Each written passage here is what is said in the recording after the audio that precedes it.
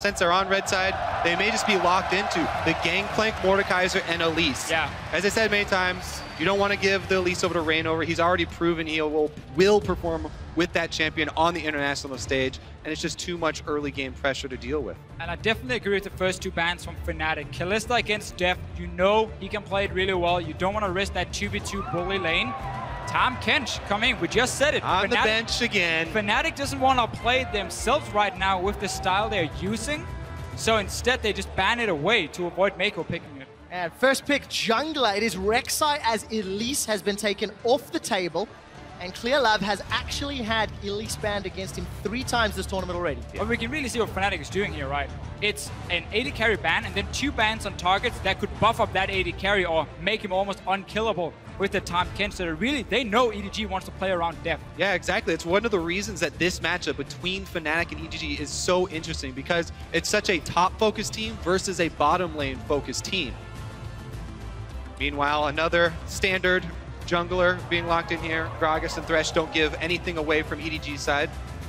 And I think that's the key thing, because EDG knows Rek'Sai will be the first pick when they ban away that Elise. You're kind of saying, Reignover, take your second best champion now and also take that away from Clearlove. But he's played this matchup time and time again. He's fine with this. He gives the scaling jungler towards the team fights late on in the game. And of course, Thresh, we've seen from Meiko, the pick potential these two guys have. And the way you can set up ganks in the bottom lane is very key. I would definitely expect Fnatic to save their solo lane picks here, because EDG will have to reveal either their mid lane or their top lane first. I expect EDG to save mid lane pick for Pawn. So if you reveal the top lane, then Fnatic can actually counter pick top lane next round. And this is one of the reasons. Flex Kennen. Yeah, Flex Kennen can obviously go, not support in this case with Alistar, but can go top lane, can go for Rek'Les or 2 Rek'Les as the AD carry. But what EDG can do with Koro now in this lineup, and why I think they swapped him in, and one of the reasons for it is the fact he can play a really good Gnar. Very safe matchup for him. He could even maybe go for a Malphite if he wants to, and take a lane where he sits back and he just relies on teleporting. He doesn't need any resources like Amazing J did to be useful. That's a very good point. You know, will EDG also change their playstyle though? You know, while Amazing J did make a lot of his own mistakes, the team also did not help him very often. We'll need to see how Edward Gaming play around their substitutes on Worlds tonight. Last night, I mentioned that all of the Chinese teams have performed better after moving in a sub. Let's see if EDG can keep that up. 10 seconds left on the clock. Potentially seeing that Jayce, but it might switch at the last second. What are they going to lock in here? So, in case it is Jayce. Oh. Okay, this pick. And it is. Can go to Deft. 71 unique champions. We were sitting here and looking a little bit at some of the solo queue accounts for Solo queue EDG. spine pays off. And Jayce was one of them for Deft. It is a flex pick and go into the mid lane as well. So we're just going to have to wait and see with the last pick. But this might really fool Fnatic if they haven't done the same scouting. I would desperately want it to be Jayce versus Kennen in the bottom lane for the most ridiculous 2v2 bottom lane matchup that we will have seen. But yes, in all likelihood, it's probably going to Pawn. You know, this is a Pawn champion. He's been such a great Jayce for so long. But there is that possibility that they could flex it to bottom. Question, if that is a flex, how do Edward Gaming round out their composition, and how on earth do Fnatic reply? So look at what EDG has right now. If you are going to run a Jayce in the bottom lane, you need backup. Because obviously for him to all in lane, he's going to go melee form, he's going to jump in on the Kennen. So a Twisted Fate is open for them in the mid lane. That pick, combined with backup Gragas and Thresh to set up ganks, that could be scary towards the bottom lane. Solo lane Jarvan or a solo lane Rek'Sai. Do you think? Huni will take it in top lane. And he's done it before. Yeah, we've seen this Jarvan before, and Reignover has never played Jarvan in competitive play. That would be a new one for him at least, but I'm expecting this one to go top into the Fiora matchup. EDG should know that could happen and probably will happen, but instead we get the safe Viktor as well for Febiven. Now, if memory serves, when Huni did play that Jarvan top, it was against Elements, and the game was challenging, let's say. He had a terrible start. That's exactly it. Nothing. And then, after like 20 minutes, his team was winning. He got like 5 kills, and it was like, oh, Jarvan seemed to work pretty well for Huni. But we didn't get to see that early game from him where he was super dominant. I hope it's going to be Twisted Fate for EDG. I think it fits in perfectly with what they're building here. There's the flex. It's going to be Jayce AD carry.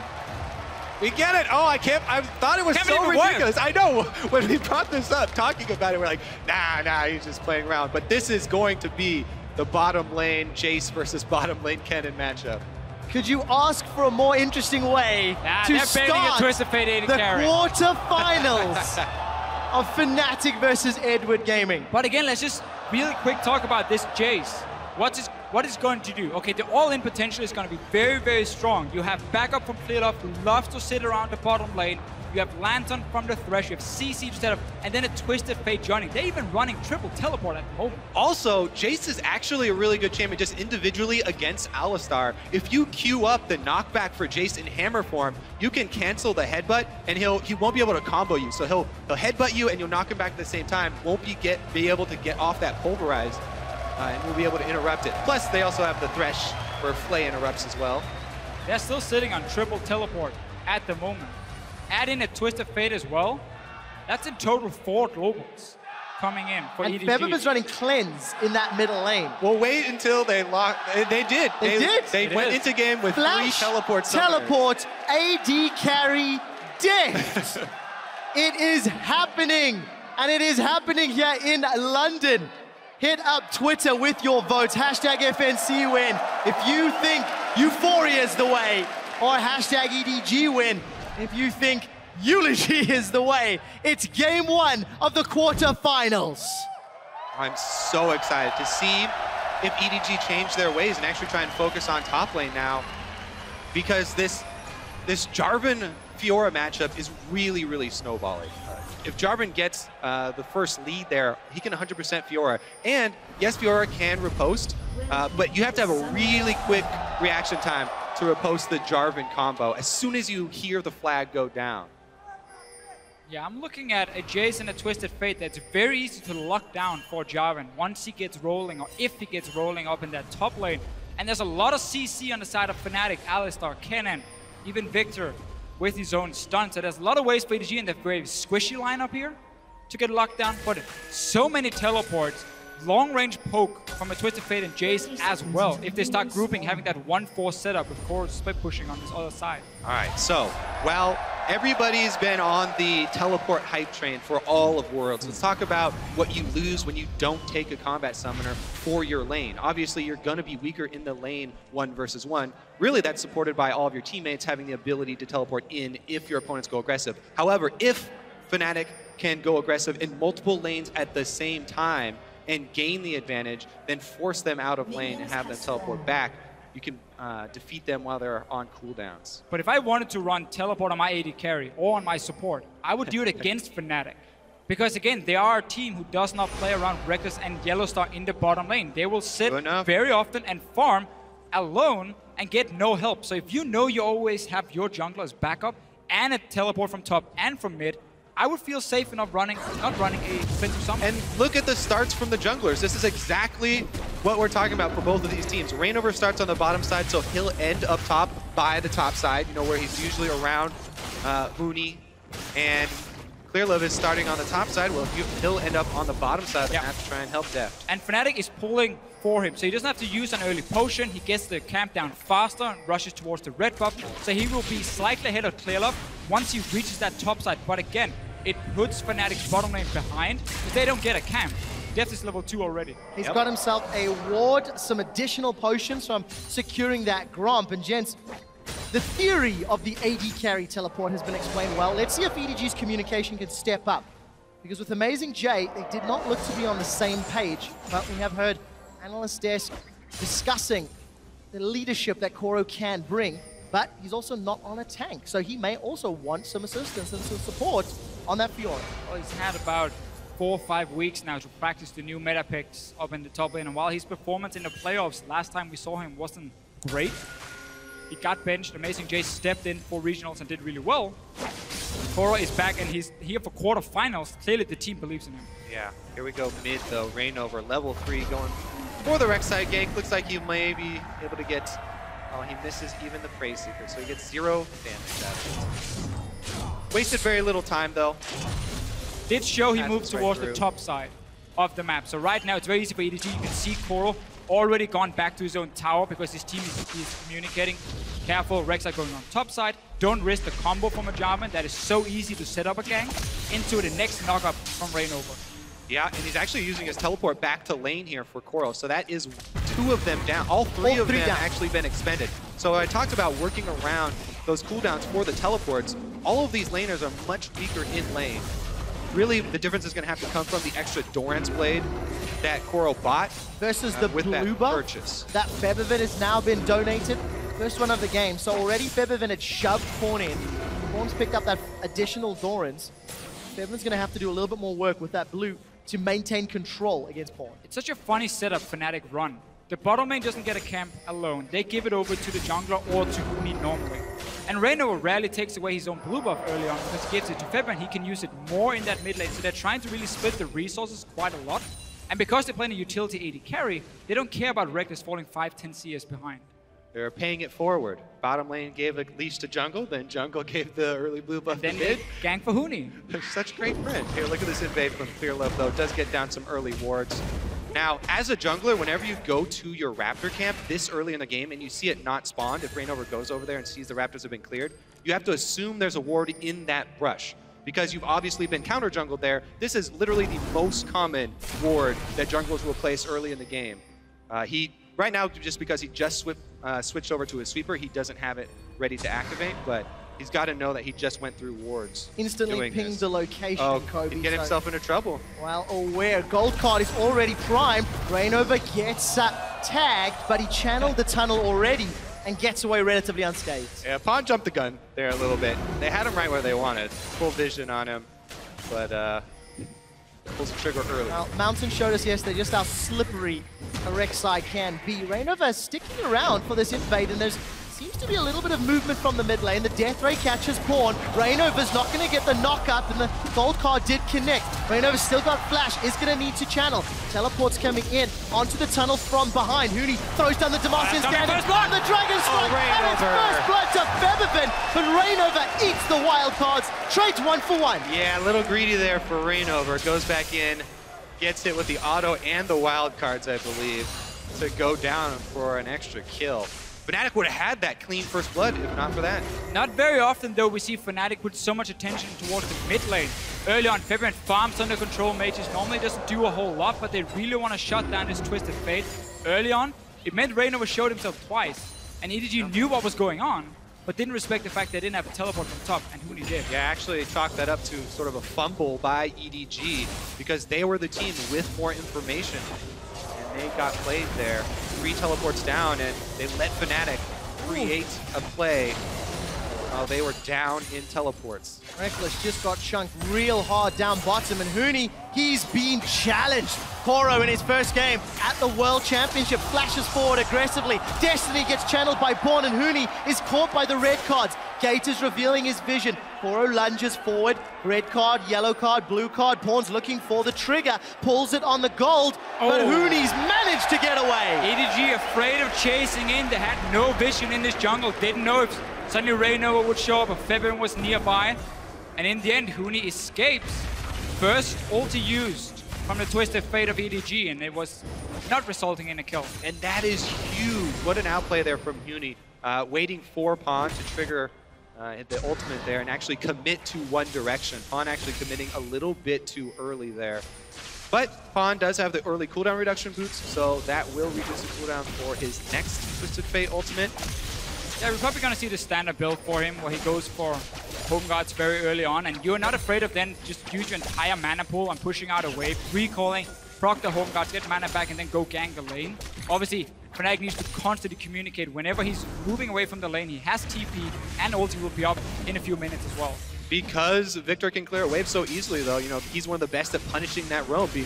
Pawn went for the early play, and Febiven's already up a large amount of CS there in the middle lane. Pawn's playing for the impact, though. Home Guards again picked up. Rek'Sai, we just caught a glimpse. A little lucky that his opposite number's gone for that Manabune build, so his Cutlass will be slightly more effective than the stacking tier. Gonna buy that AD carry a little bit of time to be more relevant. There's some good things about the AD carry Kennen is on Cutlass and Blade of the Ruined King. He's very strong 1v1. And he can handle himself, he can sit and push out waves. Obviously not great wave clear, But the build we're going to see from Deft is going to be that tier into Brutalize, into Last Whisper, and so on. Huni again getting jumped on by Coral. Relatively even. Huni's Golden Age just blocked some of that damage.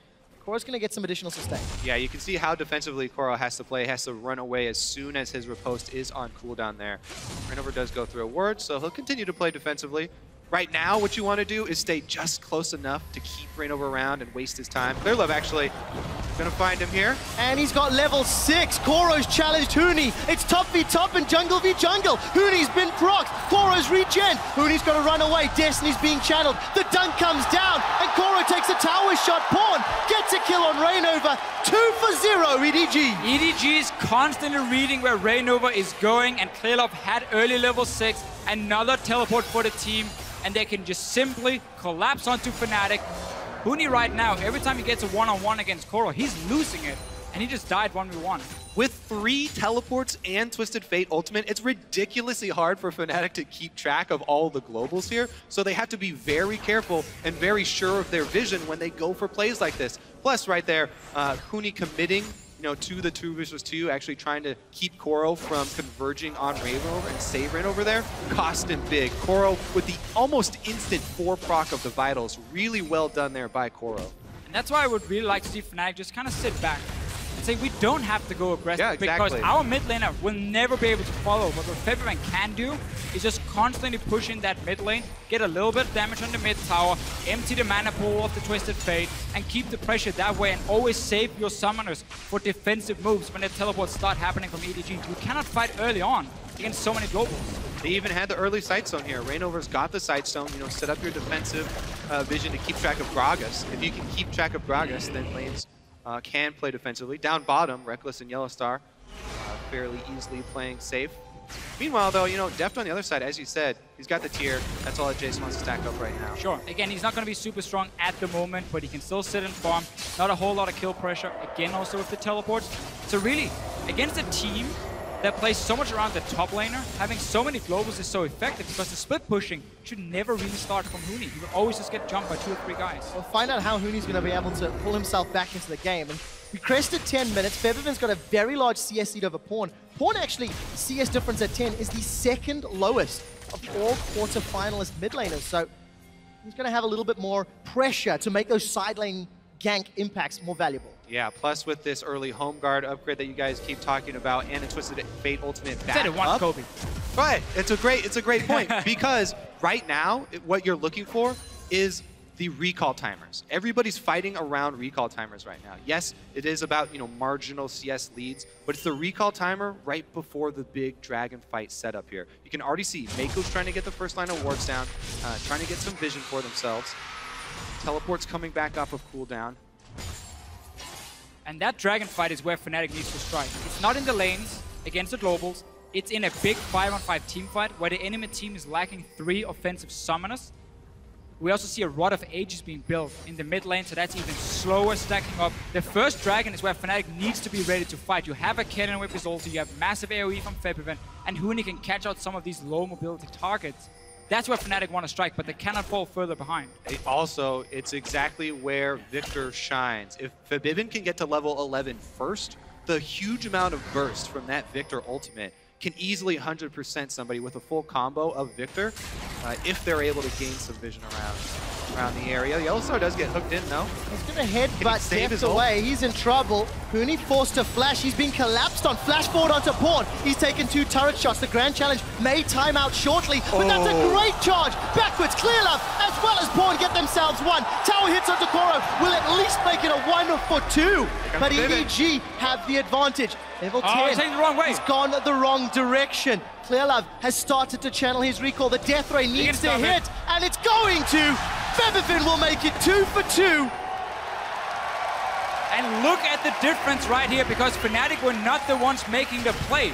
They were sitting back, they were saving all the cooldown so when this play would happen. Obviously, EDG can get the first kill because there are 3 guys going to top side, but at least you get a 2-for-2 on the side of Fnatic and you use a lot of globals. Yeah, you have to be so careful, though, because you feel like they used a lot of globals, but they still have 2 teleports available to It's unfair. Yeah, exactly. By saying a lot of globals, only use Twisted Fate. So take that one back. Take that one back. All 3 teleports will be available for EDG in just a couple of seconds. And that first dragon fight is still looming. As far as Fnatic are concerned, they've got first blood in every single one of the games they've played at the World Championships thus far. They've got the first tower in every single one of the games they've played thus far. First tower's yet to fall in this matchup. But in 2/3 of their games, they've got that dragon. Fnatic's early game decision-making has been pretty good. Here's this replay once more. Yeah, and the highlight of this whole play is going to be Clearlove's ultimate on Gragas. We'll see here, Reignover does make a good play, you know, knocking up Han inside the turret, but Clearlove right here, the target right back out. They're able to get their kill. Gold card there from Han. Koro does go a little bit too deep. They might have been able to finish it off without him sacrificing, but that's actually pretty close there, so won't knock him too hard. Still, Huni stays alive for quite a while. It buys time for the rest of Fnatic to move up there. We have to talk about the fact, though, that Febiven, again, is not running teleport. Yeah. If he had it, this play would be so much more risky for EDG to pull off, because he could instantly join in, he could turn it around. But he's building more, again, towards these team fights. He wants that cleanse. So he's going to be so hard to kill late game when EDG try and go for him. The thing I like about all of this globals and the fact that EDG can hit Fnatic where they really are strongest in their skirmishes and playing around their side lanes is the fact that Fnatic showed weakness to that exact playstyle in the summer split. He's now been jumped on by Koro. Very nicely played. Will be able to get that knock-up and escape. And gets the grand challenge out of Koro, who hit level 11 first. So we have TP for both top laners. Huni has ulti ready as well. And you can see Fnatic already start roaming around the dragon down here on the bottom side. They want to get these team fights going. Pawn's going to get dove here. They've got Alistar coming in behind the turret. Oh, Pawn's in so much trouble. YellowStar needs to hit his combo. Flashes for the knock-up hit, but Pawn backwards. Meiko saves him, keeps him alive. Huni's in trouble. He slides and glides and dunks down. Will lock in Gragas, but it may not be enough. Rek'Sai will sidestep the shock blast before Pawn has teleported with 100 hit points. He flashes it and gets the kill. Reignover died on the top half of the map, and EDG decimate Fnatic. They just completely outplayed The dominoes are still going down here. It's just YellowStar. Is this actually going to happen? YellowStar's coming. Feeling confident. The Unbreakable Will is available and the Exhaust. YellowStar wants to dive. He's got the teleport and YellowStar's pulling back. Febiven's arrived, but Koro may want to fight, and Fnatic feeling the pressure, down 2,000 goals. So we have this dive in the mid lane. Meiko, he saw it, he moved in, he saved his mid laner first. And then we are fighting every single lane. Fnatic pushing on this tower, Koro's here to defend. I love the chain reaction when there are so many globals in the game. One fight breaks out on one side of the map and immediately 3 other do. Now we also want to see if Crow face checks his crush. Looks like he's going to skirt around it. But again, checking back in on that EDG story, they focused a lot more around top lane to get Koro ahead, to make sure that Koro succeeds with a lot of these globals, to make sure that he can then affect the rest of the maps tonight. Do they cancel? No. All spotted on the pink ward. So they play more around Koro. He's on Fiora. They have globals. They have pink wards early on for him as well. But this coordination and communication from EDG is what we didn't see from the Chinese teams in the group stage. They couldn't pull off these multiple TP plays in time. Right here, this play is so insane. On 3 lanes from EDG. Dive on top side, fight in the bottom lane, instant teleport down to join that one as well. Reignover trying to do his best out of a top side. But yeah, 2 versus 1 is difficult. And Fnatic lose something in every single lane. 2 people who have been shining lights for Fnatic. Huni and Reignover, 0-3, 2-1, 4-1. Luckily for Fnatic, there is strong wave clear from Febiven's Viktor. Unluckily, they may have to wave clear on multiple lanes thanks to all of the map pressure EDG can apply in the coming minutes. The second tower falls. Fnatic keep Gold Lead relatively close, 2,000. Oh, well, we have another face check here. Let's wait for this fight to be over. Huni's going to chase down. He's going to find the Vital. Huni's going to slide himself to safety. But Koro's winning the duel time and time again. Again, Clearlove top once again. They just want to make sure that Koro keeps Huni down. Another tower dive incoming. There's no flash for Clearlove, but he connects the body slam. Huni's caught for a little while. flashes the cask and gets knocked backwards. Will Koro and Clearlove get away? Reignover is going to go for the knockup. Is not going to find it. Koro puts the challenge onto Reignover, and YellowStar's still far away. Huni's got the Cataclysm. He needs to find the target. YellowStar's lumped up Koro, and Meiko with the Lantern of Life. The Thresh, so underrated in these global comps. We talked about it being so important for Origin when they were running the double TP. Meiko has saved the mid game here for EDG. Remember, all of these plays that EDG made across the map, up in top lane and down in bottom lane, were because the mid lane dive that Fnatic were trying to pull off failed. When that tower dive failed with 4 people from Fnatic committed, EDG just got to spread across the map and punish Fnatic so heavily. If it wasn't for that, it would have been a trade. You know, just top lane Huni dying, for mid lane Pawn dying, and Fnatic would have got that mid lane turret. The only good thing for Fnatic at the moment is the fact they can keep pushing out these towers with all these guys leaving the lane to teleport around. But EDG is doing exactly the same and getting the kill. So they're ahead in goal, 19 minutes in, and they've really been pulling off some very coordinated plays we didn't expect to see from EDG. Or the same EDG we saw in group stage. Yeah. It's a very, very different team already. EDG averaged a 200 gold lead at 20 minutes. In this game, it's 10 times that. It's near 2,000. And we'll get the first dragon uncontested as Fnatic concede that objective. And for EDG, they are looking exceptional. Take a look at Pawn's build. Rod of Age has been stacking for 5 minutes. Lichbane is a second item. Yeah. Thanks to Koro's kills and farm, he's got that Black Cleaver picked up. And even Deft has picked up some armor pain, getting closer to that last Whisper. So those shock blasts are going to do a number on Fnatic's defense and allow EDG to siege and poke them away from the tower. Yeah, Twisted Fate plus Jayce poke is going to be able to keep Fnatic under turret here. Luckily for Fnatic, they do have the King of Wave Clear, Viktor. And I don't think EDG necessarily is looking too much to groove up and poke with their comp here, because well, they've got 3 teleports. That's the thing. Have to agree exactly, with you on that. Because Fnatic also running with the hard engage off the Jarvan and Huni. While he didn't have a good early game because he's been camped so much up in that top side, he can still engage the fight and lock in one of these targets, burst them down with Febiven for Fnatic. So if EDG wants to play it safe in some way, they keep running 1-3-1. With all these teleports here, have your Twisted Fate sit in mid and just keep going to both side lanes. I think the thing that you do, though, is you combo your Twisted Fate with your Jayce, because in the mid lane, Twisted Fate can then teleport to either side, you know, while Jayce and Twisted Fate are poking in the mid lane. Plus, Jayce has a speed boost he can use to disengage for them. Gentlemen, YellowStar, he fancies this one. He's going to pulverize onto Clearlove. The Unbreakable Will is there as well. Reignover's jumped in. Deft has got dunked by the Cataclysm, and he's dropped. The Grand Challenge is onto Huni, and it procs, healing up EDG. But it does not matter. Koro's killed through the heal. Clearlove stunned up by Rek'Sai. The pulverize connects. Fnatic find 3 kills. And may set their sights on Baron. They've peeled backwards. We just talked about how EDG does not want to group up, because then the hard engage from Fnatic can happen. And what do we see? Well, they get the fight. They start the Baron. Yes, they're going for Baron here, and it's just Pawn and Meiko on the outside, going to try and poke them off of it here. Find out if they do. Meiko's gonna need to wind up that chain and find a target. 2,500 hit points on Baron. Paul is gonna throw the wild cards. They killed YellowStar. The Baron's secured. Will they win the fight?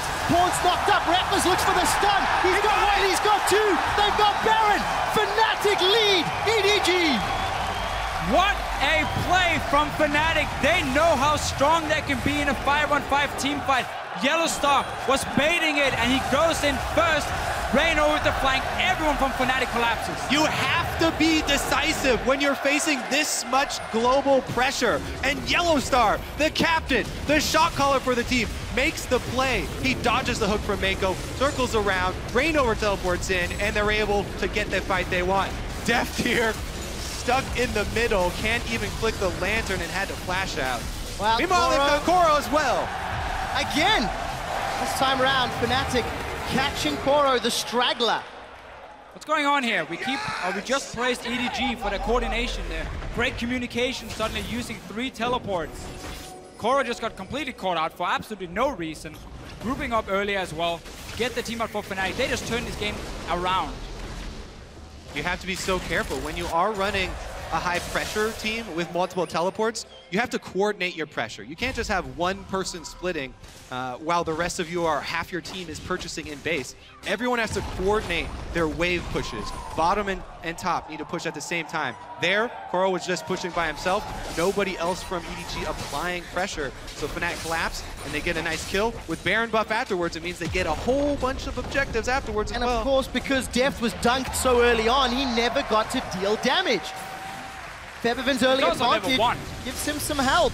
So congratulations to Fnatic. They knocked down the inner turret in the bottom lane, knocked down the inner turret in the middle lane. They may lose their top lane. Pawn has got a large minion wave to play with, has got a Lich Bane as well. So it's a 2-for-1 trade, and Fnatic are peeling backwards. Their recalls were interrupted. So this is a play EDG has pulled off quite a lot back in the LPL, but they're trying to always trade objectives. They knew, okay, we can't really defend properly. They could maybe even tower dive us if we tried to. Our only wave player is the Twisted Fate at the moment, so just use him instead just to get something. So they take a tower, but Fnatic can still be super happy with the last 5 minutes. Especially with the Baron buff on Fnatic. So difficult to try and clear those minions. So EDG do get something back for themselves during the duration. But that was the whole discussion we had before here. You know, what do you do with your EDG? Who do you send down to the second side lane? Because you have Fiora sitting in one of them split pushing. Do you send down Deft to sit on his own with the Jayce because he doesn't offer that much wave clear in the mid lane and you want to have the Twisted Fate who can go to both lanes? Do you group them up and start poking? Again, that's so risky because of the hard engage that can happen. So they need to be able to put pressure on all 3 lanes. You can see Deft go towards top side now and set that 1-3-1 up for EDG. But they're so far back on the map. It just becomes a lot more harder now. And because Fnatic just got such a big mid-game play, they got a whole bunch of vision while they were doing that. Not only did they take down a bunch of turrets, but with a double Sightstone for Fnatic, they've been able to lay so much vision down in EDG territory. As soon as EDG try and set up one of these plays, that does take a while to get there, Fnatic will know about it. Look at all those wards in the bottom half of the map. Pawn did walk over that pink ward, pinged it out, and has actually gone back to kill that resource for Fnatic. And for Fnatic, Dragon's up in 5 seconds. They do have the timer. They're deciding with all their information and shove those waves in as best we can and try to secure at least the first objective. Only 2 Dragons at 25 minutes. It's not been a primary focus for either of these teams. It's all been about top lane, really. So far away from Dragon, basically all the plays in the early game. This just to get to 6%. Let's see what happens. Huni's going on Clearlove. Yep, he's caught him. Clearlove's in trouble.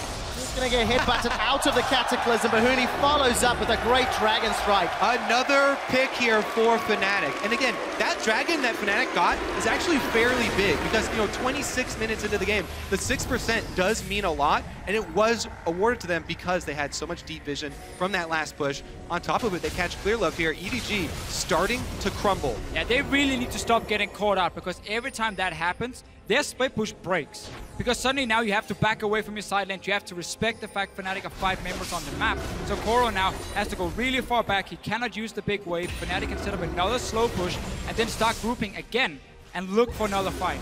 And of course, Clearlove, this isn't the first time he's been caught out of position. Much like Huni, throughout the group stages, both players being a little over-aggressive in their positioning, maybe too far forward. All the tempo is now sitting with Fnatic. I just want to re-highlight, you know, how important we talked about Thresh is in this composition. Right there was a perfect example where Clearlove should have been with Meiko. That is a support jungle duo that's supposed to be getting vision because Gragas Thresh is so safe if they are together. However, no Meiko there, Clearlove gets caught, he gets pushed around, and they lose more space. Items continue to stack up. Koro's had the Ravenous Hydra versus the Titanic Hydra of Huni. Muramana has been completed for Deft. And the 3-item spike for Rek'Sai has come in. So everybody's scaling. Pawn's got himself that hourglass as well. So a couple of tricky plays can be initiated with the Destiny. Fnatic playing it safe, pushing those waves out slowly but surely. Top will be going towards EDG in the next few moments. And that will give a couple of tools for Fnatic. A minute till Baron. Fnatic love Baron. It's their thing. I feel like EDG do as well. Both teams often play so much around like these 25 minutes, get one fight, get a pick, and then take that Baron instantly and use it to close the game out. But for EDG in these team fights, if we get the 5-on-5, who do they want to kill? Obviously, we're looking at Rekkles, we're looking at Febiven. There's a cleanse on one of them, So that's very smart. That was a sacrifice by not having teleport early on. And then Kennen is one of these AD carries who play really well for himself because he has a massive AoE aura. He can stun you if Fiora goes in there with squishy targets and take them down. Not only that, but going with this build for Rek'Sai, it's all based around sustain and auto attack speed. So he's getting off multiple stuns, multiple charges, and you just buy a little bit of time, steal up more life because you're life stealing on all of these targets with your double life steal build. If you don't focus him and burst him down, then he'll sustain through the whole fight. He'll continue to throw out these annoying mini stuns and provide that CC that Fnatic need because they have Huni who likes to run damage in top lane. And if we get an aggressive ulti in the backline from a Twisted Fate to lock down a target, then all 5 members of EDG are stuck in there. They're all trying to get to the same guy. 2 melee champions for Deft and Koro. Or, well, Deft when he wants to burst at least. Let's see what happens YellowStar here. again. 2 teleports available for EDG as their solos are down in the bottom. Double stun on Clearlove and Meiko. They've already got Meiko. Clearlove's looking to get away as Rek'Sai looks for the stun. Finds it. May not get another. Continues to auto attack. 2 members down. With dangerous fight, Fnatic may need to defend. Koro and Pawn, they've got an inner turret. They've got a minion wave to work with, and Fnatic, they're a little split. Huni's decided to back away. Febiven is already in the base, and the rest of the team on Baron. Yep, he can't do it by himself. It doesn't matter. Pawn and Koro are going to be able to take this, and he's also got to be careful about getting killed. Let's see if Fnatic can take that Baron, though. Koro's in so much trouble. The Cataclysm locks them both in, and with the Chaos Storm and the Death Ray, Febiven's already got a kill. The knockup doesn't connect, but it does not matter. Huni comes in to dunk while they take the Baron. Now Fnatic can press in. They should get an inhibitor off of this. And much like the first time we saw Huni play Jarvan, he got shut down in the early game, but once we get past the laning phase, he's able to create picks with the rest of his team. But this really is Fnatic knowing how strong they are around Baron. The way they set it up, they force EDG to come face check, flank around them, get the engage once again, and they manage to constantly force team fights on EDG. Part of the reason why quadruple global teleport comps are so rare is because they take so much precision to pull off. Quite a lofty task. So I will admit, after watching this Jayce pick from Deft, I was super hyped at first because you talked about how he played it in solo we were queue. on it, but it hasn't really shown He's really up done why. absolutely nothing. Meanwhile, the Kennen, huge for Rek'Sai. Even laning phase, completely even. Deft always used his teleport back to lane. He had no pressure on the map, really. Huni's gonna catch him. Well, a little bit of trouble here for Pawn. Lock up, not gonna happen. Pawn makes it out with 200 hit points, but Fnatic with the Baron-empowered minions, they're knocking on the middle and bottom lanes. There's a teleport to the inhibitor. Pawn is going to secure this one. He may even be able to get out alive. He's definitely been reviewing the backdoor tactics. He has no minions, though, at all. Huni's got home guards, though. He's got home guards. He's coming in for the repeat dunk. There is no Cataclysm. I think losing 1 life for supers might be worth it if the rest of EDG can defend. There's no teleport for Huni. But Fnatic he was the wave in player. He was the wave player that just disappeared to take an inhibitor, nothing else. There was no minions, so he couldn't go further and threatened to backdoor the Nexus as well. So Fnatic knew, okay, well, he's gonna get 1, but now we don't really care because he's gone. We can easily just push up. Huni's going to join his team, and that's 5 members from Fnatic. They can dive EDG super easy. Cataclysm's only a few seconds away, but this tower is down. It has been deconstructed in front of EDG's faces. The second inhibitor falls, and there are supers on 2 lanes for Fnatic. This is the single lane for EDG. I do not think that was worth it. Just even if you traded 1-for-1 in terms of inhibitors, because Huni could even have stayed with his team and just went straight for EDG. If you look at that gold difference, when teams have had a gold lead at 20 minutes at the World Championship, they have an 89% win ratio. Currently, Fnatic's looking to be the 11%. They've turned the game around after 1 successful team fight. 1 misstep from EDG. Well, these EDG are running, as we said, such a delicate team composition that takes so much precision. If you make that 1 mid-game mistake, we saw how heavily Fnatic were able to punish them for it. Huge, huge swing. Trinity Force completed for Deft. Another thing he's done quite a lot on this Jayce, and it's somewhat weird because he gets it so late in the game. It normally doesn't do much, like 30 attack damage, 32 minutes in. It's not a massive upgrade for a very expensive item. but it seems to be more he wants the movement speed from it. He wants the Sheen proc to get a little bit more burst. Yeah. But he can never really go in hammer form against this Fnatic lineup because they want him to jump in with the rest of the team. So they have Kennen AoE, Viktor AoE, Alistar knock up everything to just take down these squishy targets. So I don't really agree with his Trinity Force buy. Pawn has realized the error of his ways, joined the rest of EDG to wave clear under this turret. Baron has worn out, so Fnatic are waiting for those supers. They're pushing through the middle lane quite deep. Unfortunately for Fnatic, there's going to be multiple supers in the bottom lane pushing against them. So there is a little bit of a timer working against this top lane siege. Yeah, right now, EDG are hoping that Fnatic stick around and are a little bit too aggressive. Because EDG's only chance here is to make an all-in at the turret, whereas Fnatic can just wait around. They've got all the cards. We'll see when they reveal them, Kobe. Another minion wave has danced its way up to this top tower. How quickly Pawn can clear them. Melees are down to half hit points. Rek'Sai gets chunked. Gold card comes out, and Clearlove has found him. Rek'Sai gets pushed backwards, and he's shut down by Deft. This could be the team fight that turns it around. 2 members of Fnatic are down for only Clearlove from EDG. Febiven's forced to retreat. The double kill will be added to Koro's score. Fnatic lose 4. EDG do it. They pull off the only thing that they possibly could, an all-in under the turret. And they, well, can they chase down Febiven here? It looks like Koro's going to be able to...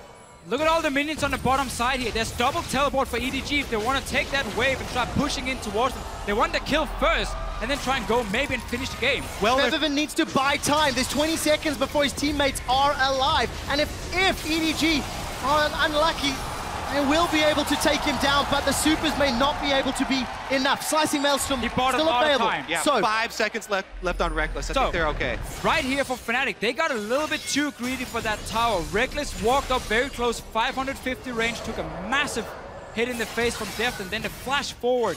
There's no cleanse for him, no QSS, nothing to save him.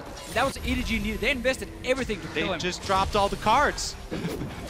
Everybody up on the turret is exactly as you said, and then Pawn, right after seeing the poke land, Pawn goes in for the flash gold card on Rek'Sai. That's a signal. Clearlove flashes in, and they're able to take him out immediately. So key that Clearlove flashes forward.